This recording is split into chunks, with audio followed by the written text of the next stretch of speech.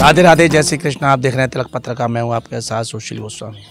सनातन धर्म की अलग अलग रीति रिवाज परंपराएं हैं।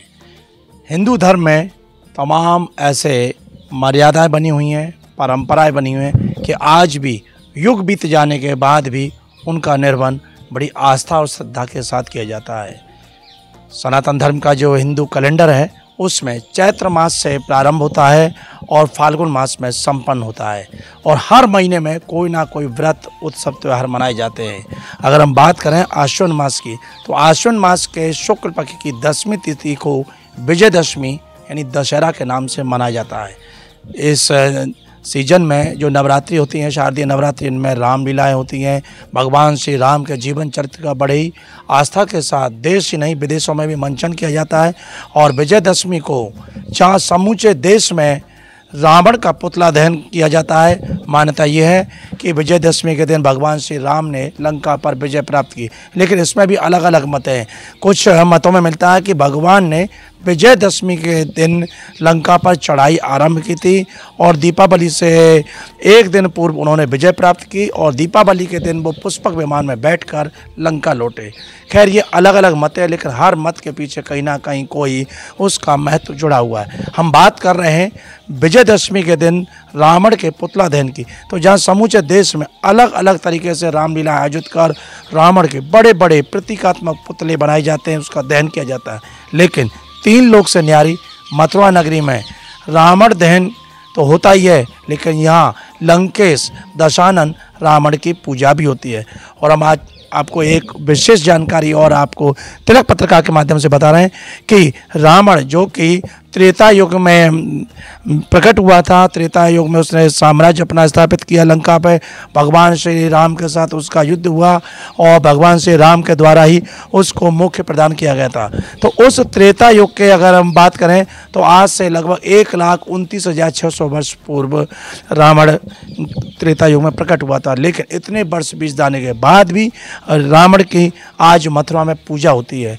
और इतिहास और ग्रंथों में जो उल्लेख मिलता है उसके अनुसार रावण का मथुरा से नाता है। आप रावण का मथुरा से कनेक्शन सुनकर चौंक गए होंगे। जी हाँ, रावण का एक भाई था कुंभकर्ण, और उससे छोटी थी उसकी बहन कुंभिनी। कुंभिनी का विवाह जो द्वापर काल में, द्वापर नहीं त्रेता युग में, जो राक्षस था मधु, जो कि मथुरा का राजा था, मथुरा पर उसका अधिकार था, उसके साथ उसका विवाह हुआ था कुंभिनी का। तो इस लिहाज से रावण के जो बहन मथुरा आई तो रावण का मथुरा से स्वतः ही संबंध जुड़ गया। और मधु का पुत्र था लवणासुर। उस लवणासुर का वध करने के लिए भगवान श्री राम ने अपने सबसे छोटे भाई शत्रुघ्न को मथुरा भेजा, और उन्होंने लवणासुर के वध से पूर्व ही उन्हें मथुरा का राजा घोषित कर दिया। शत्रुघ्न जी मथुरा आए, उन्होंने लवणासुर का वध किया और फिर मथुरा पर साम्राज्य किया। तो ये त्रेता युग के उस समय का ये इतिहास है जो तमाम ग्रंथों में इसका वर्णन मिलता है। अब हम बात कर रहे हैं मथुरा में लंकेश की पूजा की। जी हाँ, रावण जो विश्वेश्वर ऋषि का पुत्र था और केकसी उसकी माता थी। केकसी माता राक्षस कुल से थी और उसके पिता सारस्वत गोत्र के ब्राह्मण थे। बड़े ही प्रकांड पंडित हुए, ब्राह्मण हुए, और उसी का फल था कि उनकी संतान यानी रावण एक बहुत ही बड़े मेधावी पंडित थे, जिनको भगवान श्री राम ने जब यज्ञ किया और रामेश्वरम पुण्य की स्थापना की तो उस समय उन्होंने पौरोहित का कार्य रावण को ही प्रदान दिया। तो इस बात की पुष्टि करता है कि रावण प्रकांड पंडित था। अब उसका पुतला क्यों दहन करते हैं, तो ये सब आप जानते ही हैं कि रावण कहीं ना कहीं उसकी माता राक्षसी कुल की थी, कुछ ऐसे उसके कार्य हुए, लेकिन सब विधि का विधान है। आप जानते हैं कि भगवान के 2 पार्षद थे, उन्हें श्राप मिला तो उन्होंने 3 योनियों में जाकर अलग अलग रूप से उन्हें राक्षस बनना पड़ा, जो कि जय विजय थे। भगवान ने उनका उद्धार किया, उनका मोक्ष किया। लेकिन मथुरा में जो पूजा होती है कौन लोग करते हैं, आइए इस नई जानकारी से आपका रूबरू कराते हैं। मेरे साथ मौजूद हैं उसी जो रावण का कुल है सारस्वत कुल, उसी सारस्वत उच्च कुलीन ब्राह्मण मेरे साथ मौजूद हैं, और पेशे से आप अधिवक्ता भी हैं। आइए उनसे जानते हैं। ओम वीर सारस्वत जी मेरे साथ मौजूद हैं और आपके द्वारा ही यहाँ पर रावण की विधिवत पूजा, केवल ऐसा नहीं है कि कोई कौरम पूरा किया जाता है, बाकायदा शास्त्र सम्मत वैदिक रीति से मंत्रोच्चार के साथ उनकी पूजा की जाती है, भगवान शिव की पूजा अर्चना की जाती है। और ये सब मथुरा में यमुना के पूर्वी तट पर बने घाट पर संपन्न होता है। आप तस्वीरों के माध्यम से देख रहे हैं किस तरह से पूरे रावण को उसका श्रृंगार धारण कराया जाता है, एक सारस्वत कुल के ही ब्राह्मण को, और उसकी फिर विधिवत पूजा की जाती है। तो सारस्वत जी, सबसे पहले हम जानना चाहेंगे कि ये मथुरा में इस तरह से रावण की पूजा कराने के पीछे क्या मत है, क्या परंपरा है, उसका क्या इतिहास है? मथुरा भगवान श्री कृष्ण की पावन स्थली तो है ही। इससे पूर्व यहाँ पर मधुपुरी नाम से मथुरा को जाना जाता था और मधुपुरी पर मधु नाम के राजा राज्य करते थे और मधु नाम के राजा महाराज दशानन के रिश्तेदार थे। उनके वंश का यहाँ पर आना जाना था, महाराज दशानन का मथुरा में आना जाना था। तो इस वजह से यहाँ मथुरा का नाता रावण से शुरू से ही था और उधर भगवान त्रेता युग से त्रेता युग से था और उधर भगवान श्री राम का भी नाता मथुरा युग से था। मधुपुरी पर रावण का भांजा लवणासुर राज्य करता था। लवणासुर बहुत ज़्यादा ताकतवर था। उससे त्रस्त लोगों ने, देवताओं ने महाराज राम से जाकर प्रार्थना की कि लवणासुर के प्रभाव से हमें बचाया जाए। अयोध्या पर विजय प्राप्ति, लंका पर विजय प्राप्ति के उपरांत अयोध्या जब भगवान श्री राम वापस आए थे तो लवणासुर की मृत्यु करने का प्रण उस समय पर उनके छोटे भाई शत्रुघ्न ने उठाया था। लेकिन इतना प्रकांड वो व्यक्ति था लवणासुर भी कि वो भगवान शिव का परम भक्त था और भगवान शिव की उसे अनेक ऐसी शक्तियाँ प्राप्त थीं कि उन शक्तियों के चलते उनका वध होना बड़ा मुश्किल था। भगवान श्री राम ने अपनी अद्भुत शक्तियाँ दे करके अपने छोटे भाई को भेजा था और ऐसी बेला में उस पर आक्रमण किया शत्रुघ्न ने कि वो उस शस्त्र के पास, उस त्रिशूल के पास नहीं था, वो उस समय पर पूजा अर्चना में था। तो इस समय पर उसका जब वध हुआ तो वो अपने शस्त्रों के पास नहीं था। तो रावण और मथुरा का पहले से नाता रहा है और अयोध्या के भगवान श्री राम और मथुरा का पहले से नाता रहा है। अच्छा जी, ये पूजा करते हैं आप लोग, क्योंकि रावण की पूजा का कहीं उल्लेख नहीं मिलता कि पूजा होती है। हर जगह पर उसको कहते हैं कि असत्य पर सत्य की विजय हुई है, अधर्म पर धर्म की तो अधर्मी के रूप में देखते हैं, लेकिन यहाँ आप उसको मंदिर में लाकर विधि विधान से पूजा करते हैं। तो ये परंपरा कैसे मथुरा में चली आ रही है, इस पर प्रकाश डालें। देखिए, भगवान श्री राम ने लंका पर विजय प्राप्त करने से पहले शिवलिंग की स्थापना समुद्र तट पर की थी और उस शिवलिंग का नाम भविष्य में जाकर के जब पूजा अर्चना रावण के द्वारा वहाँ पर कराई गई तो शिवलिंग का नाम रामेश्वरम के नाम से पड़ा। लेकिन उससे पहले जब वो शिवलिंग की स्थापना करना चाह रहे थे तो उन्होंने जो प्रकांड विद्वान, जो अपने प्रभुत्व से, अपनी शक्तियों से भगवान भोलेनाथ को प्रसन्न कर सके, ऐसे व्यक्ति की तलाश की। तो भगवान श्री राम को केवल रावण ही ऐसा विद्वान व्यक्ति दिखाई दिया कि वही इस स्थापना को करा सकता है और वही लंका पर विजय प्राप्ति के लिए हमें सक्षम शक्ति दे सकता है। जामवंत जी को उन्होंने रावण के यहाँ भेजा और एक पुरोहित का निमंत्रण भेजा और पुरोहित के लिए उन्हें निमंत्रण स्वीकार किया गया। जब जामवंत जी वहाँ पहुँचे तो उन्होंने खड़े होकर के उनका बड़ा अच्छे सम्मान के साथ स्वागत किया दशानन ने, क्योंकि उनके काका जो विशेषरवा जी थे, जामवंत जी के जो पिताजी थे, उनके उसमें लगते थे, समकक्ष थे। तो इसलिए उन्हें अपने काका के रूप में देखा और खड़े होकर के उनका सम्मान किया अपनी सभा में और बराबर में बिठाया। और जो उनको निमंत्रण दिया गया उस निमंत्रण को मुस्करा करके स्वीकार किया और कहा कि मैं इसमें ज़रूर आऊँगा। राम कुछ हमसे चाहते हैं तो हमें जो हो सकता है वो प्रदान करेंगे। इसके उपरांत वो माता जानकी को साथ लेकर के गए और माता जानकी को साथ ले जा करके उन्होंने भगवान श्री राम की जो इच्छा थी उनके अनुरूप भगवान भोलेनाथ की स्थापना की, पूरा मंत्रोच्चारण किया और मंत्रोच्चारण की जो विधि थी उनकी, उस विधि से भगवान भोलेनाथ प्रसन्न हुए और प्रसन्न होकर के उन्होंने उन्हें वो आशीर्वाद दिया जो रावण को कभी देना नहीं चाहिए था। रावण इतना ज्ञानी था कि उसे पता है कि ये मेरे ऊपर विजय प्राप्त करने के लिए ऐसा यज्ञ कर रहे हैं, पूजन कर रहे हैं।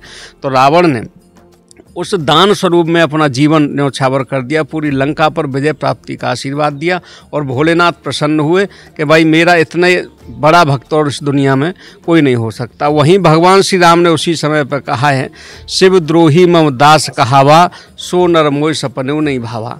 भगवान शिव और भगवान श्री राम एक दूसरे के बहुत ज़्यादा प्रिय हैं। तो भगवान शिव का जो प्रिय भक्त था वो दशानन था और दशानन से उन्होंने इसीलिए पूजा कराई कि भगवान शिव को यही प्रसन्न कर सकता है। तो इसीलिए दशानन से जब पूजा कराई तो दशानन का उन्होंने सम्मान बढ़ाया भगवान श्री राम ने। तो ऐसे में अब जो हमारी समाज कुछ वर्षों से हम देख रहे हैं, हमारे जीवन काल से पहले ये प्रथा चली आ रही है, उस प्रथा में हम ये देख रहे हैं कि लोग रावण का पुतला दहन करते हैं और सिर्फ एक ही अगले दिन वक्तव्य होता है, बुराई पर अच्छाई की जीत। लेकिन हमने देखा है कि प्रतिवर्ष कितनी बुराइयां ऐसी उसमें हो गई जो प्रतिवर्ष पुनः प्रकट हो जाती हैं।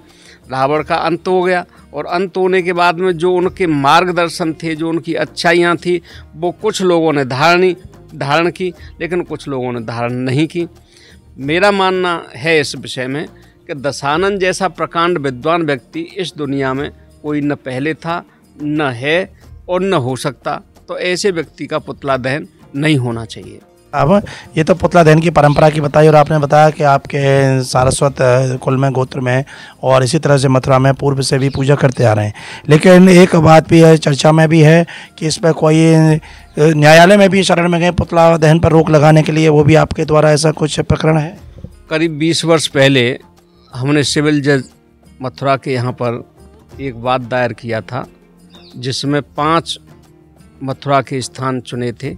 उन रामलीला सभाओं को पार्टी बनाया था और उसमें हमने मांग की गई थी कि इन रामलीला सभाओं के द्वारा जो पुतला दहन हो रहा है उस पुतला दहन पर रोक लगाई जाए।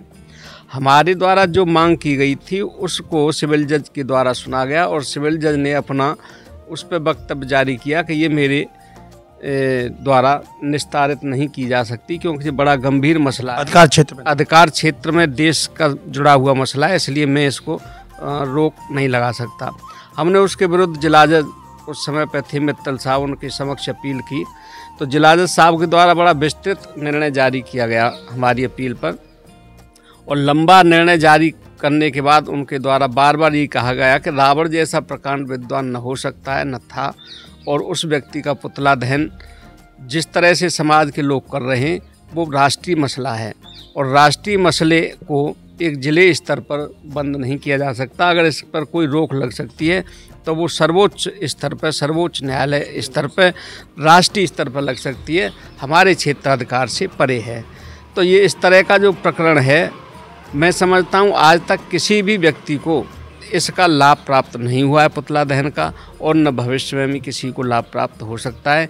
ये एक हमारी समझ में सिर्फ कुरीति है और इस कुरीति को तत्काल प्रभाव से बंद करना चाहिए। मेरा और भी मानना है, किसी भी प्रकांड विद्वान ब्राह्मण का जो अपने मस्तक पर त्रिपुंड धारण कर रहा हो, जो कंठ पर गलेऊ जनेऊ धारण कर रहा हो, वो यज्ञोपवीत करने वाले व्यक्ति का ये सब श्रृंगार करने के उपरांत अगर आप दहन कर रहे हैं तो आप ब्रह्म हत्या के दोषी हैं। ब्रह्म हत्या और गौ हत्या का पाप जो उन लोगों को लगता है वो कई जन्मों तक उनका साथ नहीं छोड़ता है और वो दोष ऐसा होता है कि उससे कई पीढ़ियां बर्बाद हो जाती हैं, लोगों के भविष्य बर्बाद हो जाते हैं, उनका भविष्य अंधकार में हो जाता है। ये एक ऐसा पाप है। ये मैं अपनी ओर से नहीं कह रहा हूँ, शास्त्रों में आया कि ब्रह्म हत्या का क्या दोष होता है, गौ हत्या का क्या दोष होता है, जघन्य पाप है। ये जघन्य पाप की श्रेणी में आता है। इस तरह का कृत्य किसी को नहीं करना चाहिए। राम और रावण का युद्ध हो, मंचन हो, उस पर उनकी खूबियों का प्रदर्शन हो। आपने देखा होगा जब माता सीता को वो वहाँ से लेकर के गए पंचवटी से, तो अपने डायरेक्ट महल में सीधे लेके नहीं गए और महल में न ले जा करके उन्होंने उन्हें अशोक वाटिका में अपने महल से अलग एक सुंदर कुटी में स्थान दिया उपवन में। और वहाँ जो उनके परिवार की ही महिला थी, उनके परिवार की पुत्रियाँ थीं, उनकी सेना थी, महिला जो थी, महिला सुरक्षा कर्मियों को उन्होंने उनकी सुरक्षा के लिए लगाया, जिससे ये साबित होता था कि उस समय पर भी भगवान राम के आदर्शों से पहले रावण में बहुत ज़्यादा अच्छे आदर्श थे। अगर वो उन्हें कोई गलत नीयत से लेके जाते तो अपने सीधे घर में लेके जाते और वहाँ अपने महल में ले जाते और वहाँ पुरुषों को उनकी सुरक्षा में लगाते, महिलाओं को नहीं लगाते। तो उस समय की जो सोच थी, ऐसी जो अच्छाई थी, ऐसे जो विचार थे, उन्हें लोगों के बीच में जाना चाहिए, उनसे हमें अच्छे गुण सीखने चाहिए। हमें तपबल के आधार पर अपनी शक्ति अर्जित करनी चाहिए। अगर तपबल नहीं रावण के पास होता तो इतनी शक्तियाँ नहीं होती। उन्होंने 3-3 लोकों की विजय प्राप्त की, इंद्र जैसे देवताओं को और सब देवताओं को युद्ध में जीता। तो ऐसे प्रकार व्यक्ति का अपना कुछ लाभ समझने के लिए, अपना कुछ उद्देश्य हल करने के लिए जो लोग विसंगतियाँ बस, कुरीति बस पुतला दहन कर रहे हैं, वो बिल्कुल निंदनीय है और तुरंत बंद होना चाहिए। तो प्रतिवर्ष आपके द्वारा ये जो परंपरा आपके कुल की चली आ रही है, ये अनवरत रहेगी रावण पूजा की? देखिए, भगवान शिव को प्रसन्न करने के लिए हमारे द्वारा नहीं, हर व्यक्ति के द्वारा शिव तांडव स्तोत्र से उपासना की जाती है। हम भी शिव तांडव स्तोत्र से भगवान शिव की उपासना करते हैं। और वो शिव तांडव स्तोत्र वही है जो दशानन के द्वारा अपने मुख से उस समय पर बनाया गया है, उस समय पर बोला गया है, उस समय प्रकट हुआ है जब उन्होंने कैलाश पर्वत को धारण कर लिया और भोलेनाथ को लगा कि ये तो उद्दंडता कर रहा है, तो उन्होंने हल्का सा बल दे करके उनके हाथ को दबा दिया। तो जब हाथ को रावण के को दबाया है तो भगवान भोलेनाथ को प्रसन्न करने के लिए रावण ने शिव तांडव स्तोत्र का पाठ किया है और शिव तांडव की रचना की है। शिव तांडव को सुन करके भोलेनाथ बहुत प्रसन्न हुए और उन्हें आशीर्वाद दिया है। वो पर्वत जो भारी था वो पर्वत हट गया है हाथ से और भगवान शिव बिल्कुल प्रसन्न हुए हैं। भगवान शिव का ये शिव तांडव स्तोत्र जो लोग करते हैं उन पर कभी धन की कमी नहीं रहती, वैभव की कमी नहीं रहती, उनके घर में कभी कोई अशांति नहीं होती। तो ऐसी जो चीज़ें हैं उनके द्वारा बनाई गई हैं, उन चीज़ों का हम लोग पूजन करते हैं, भगवान शिव की उन मंत्रों के माध्यम से पूजा अर्चना करते हैं। जहाँ तक अगर आप रुद्री का पाठ करेंगे, भगवान शिव का जब हम अभिषेक करते हैं तो रावण द्वारा रचित जो रुद्रियाँ हैं उनमें भी रावण के नाम आते हैं। लिंगाष्टक का नाम करेंगे तो उसमें रावण के स्तोत्रों के नाम आते हैं। रुद्री में रावण को सारस्वत की उपाधि के रूप में ही उसके कई वर्णन ऐसे आते हैं जिससे भगवान भोलेनाथ प्रसन्न होते हैं, उन मंत्रों का उच्चारण करते हैं। तो ऐसे प्रकार व्यक्ति का हम हर वर्ष क्या रोज़ाना पूजा अर्चना करते हैं और रोज़ाना यही उपासना करते हैं कि भगवान भोलेनाथ सब पे कृपा बरसाएं, पूरे संसार को सुखी रखें। लेकिन जो लोग जिस तरह से एक कुप्रथा डाल रहे हैं, एक प्रकांड विद्वान व्यक्ति की, एक प्रकांड ब्रह्मांड की हत्या करते हैं, ये हत्या नहीं होनी चाहिए। देखो, एक हमारा हिंदू शास्त्र है, जिस हिंदू शास्त्र के आधार पर हमारी दुनिया चल रही है, उस हिंदू शास्त्र में ये है, कोई भी व्यक्ति केवल जीवन में एक बार मरता है, उस जीवन में मरने के बाद उसका एक बार ही अंतिम संस्कार होता है। दुर्भाग्यवश अगर उसका कहीं शव नहीं मिला, ऐसी कोई परिस्थिति आई तो उस क्रिया से लोग दुर्भाग्यवश रह जाते हैं। लेकिन अगर किसी व्यक्ति का एक बार अंतिम संस्कार किया तो उसका दोबारा अंतिम संस्कार नहीं होता। ये बहुत बड़ी कुप्रथा है। प्रतिवर्ष उसका पुतला दहन करेंगे, क्यों करते हैं? उसका लाभ आज तक किसी ने कोई नहीं बताया। पुतला दहन नहीं होना चाहिए। प्रकांड विद्वान है, उनका युद्ध होना चाहिए, युद्ध में जीतेगा, उसमें उनकी विजय की जय जयकार होनी चाहिए प्रभु राम की। तो प्रभु राम के आचार्य को अगर हम लोग जला रहे हैं, प्रभु राम के आचार्य का अगर हम लोग अपमान कर रहे हैं, तो हम भगवान श्री राम का अपमान कर रहे हैं। एक पुरोहित, जो पुरोहित होता है, यजमान उसके पैरों को छूता है, उनसे आशीर्वाद लेता है, भले ही जो उनका यजमान है कितना भी ताकतवर हो, अगर कोई पुरोहित किसी को बनाया है तो उसके चरणों में नतमस्तक होगा और उनसे आशीर्वाद लेगा। जब भगवान श्री राम ने रावण से आशीर्वाद ले लिया तो ये हमारी समाज किस रास्ते पर जा रही है? ये तो बिल्कुल सरासर अंधेरगिर्दी है। उनके नियम कायदा कानून नहीं मान रहे, मर्यादा नहीं मान रहे, भगवान राम की जैसी मर्यादाओं का हम लोग उल्लंघन कर रहे हैं। ये हमारी समाज की एक कुप्रथा है, ये दूर होनी चाहिए। हम लोगों ने बीड़ा उठाया है, भगवान भोलेनाथ हो सकता है हमें सफल करें, आज नहीं तो कल ये कुप्रथा तो निश्चित रूप से दूर होगी और भोलेनाथ की हम 100% कह रहे हैं, भोलेनाथ की ऐसी कृपा बरसेगी कि ये कुप्रथा निश्चित रूप से आज नहीं तो कल आने वाले भविष्य में बंद होगी। अच्छा, क्या आप रावण का कोई मंदिर का भी निर्माण करने की योजना है? अयोध्या में बड़े लंबे समय के इंतजार के बाद भगवान श्री राम का भव्य दरबार सजा। वहाँ उस दरबार में भगवान श्री राम के में हमने माननीय प्रधानमंत्री को पत्र लिखा, मुख्यमंत्री को पत्र लिखा कि वहाँ एक रावण की भव्य प्रतिमा लगे। उस रावण की भव्य प्रतिमा का स्वरूप भी ऐसा हो जैसे भगवान श्री राम की प्रतिमा का है, लेकिन हमारी बात वहाँ नहीं सुनी गई। हम सनातन धर्म प्रेमी हैं, तो हमारी मंशा थी कि भगवान राम के आचार्य का हम मथुरा में मंदिर बनाएं, क्योंकि मथुरा भी उनकी पहले यहाँ पे सत्ता रही है। राम और रावण दोनों का यहाँ आवागमन रहा है। तो यमुना तट पर नागनाथ की बगीची है, जो बड़े प्राचीन समय से वहाँ एक शिवलिंग विराजमान है, और उस शिवलिंग पर मैं समझता हूँ नित्य नए नए लोग आते हैं, पूजा अर्चना करते हैं। वो सिद्ध स्थल है। नागनाथ मंदिर की बगीची में इस वर्ष भगवान भोलेनाथ की कृपा से महाराज दशानन का मंदिर बना है। यहाँ भव्य प्रतिमा है। उस दशानन के मंदिर में माता जानकी, प्रभु राम जी, छोटे भाई लक्ष्मण जी, हनुमान जी और जामवंत जी विराजमान हैं, और बीच में मध्य में बाबा भोलेनाथ विराजमान हैं। पुरोहित के रूप में महाराज दशानन वहाँ पर पूजा करा रहे हैं। जो रामेश्वरम का दृश्य था वहाँ समुद्र तट था, और यहाँ यमुना मैया का तट है। वहाँ पतित पावनी यमुना मैया के तट पर ये बड़ा दिव्य और भव्य मंदिर है, जहाँ रोज़ाना लोग बड़ी तादाद में अपना पूजन अर्चन, गोपनीय तंत्र मंत्र की पूजा अर्चना याचना करने आते हैं। मथुरा में प्रभु कृपा से, प्रभु राम जी की कृपा से, भोलेनाथ की कृपा से मंदिर बना है। ये विश्व का पहला ऐसा मंदिर है जहाँ भगवान श्री राम और माता जानकी को उनके पुरोहित पूजा करा रहे हैं भोलेनाथ की। ये बड़ी कृपा हुई है भोलेनाथ की और प्रभु राम जी की कि ये मंदिर मथुरा में बन पाया है।